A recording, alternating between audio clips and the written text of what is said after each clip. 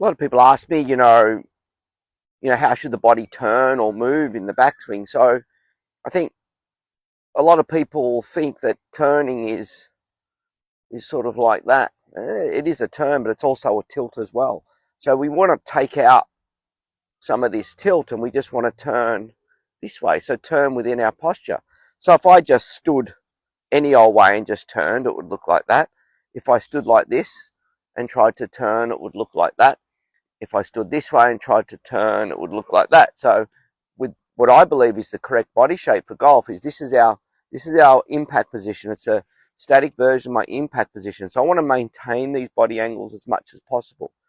So my turn is more out towards the camera on the backswing with the left side, and then out towards the camera with the right side on the follow through. So we don't need to turn and tilt or sway or anything at the same time. So people who shift their weight a long way, then try and turn, often get stuck over here.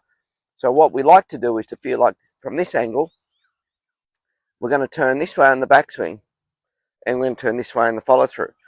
And a lot of this turn is dictated by the direction of the arms and the feeling of the arms pulling the body into those positions.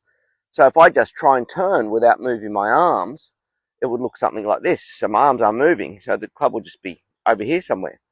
So what we want to do is get our arms working in the right direction, so get the radius correct. And if the radius is correct, so if it's too wide, the body gets pulled out of position.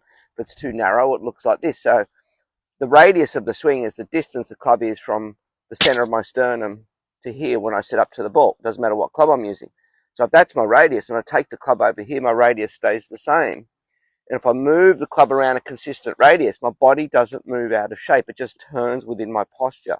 So radius is probably one of the key drivers of the direction of the turn.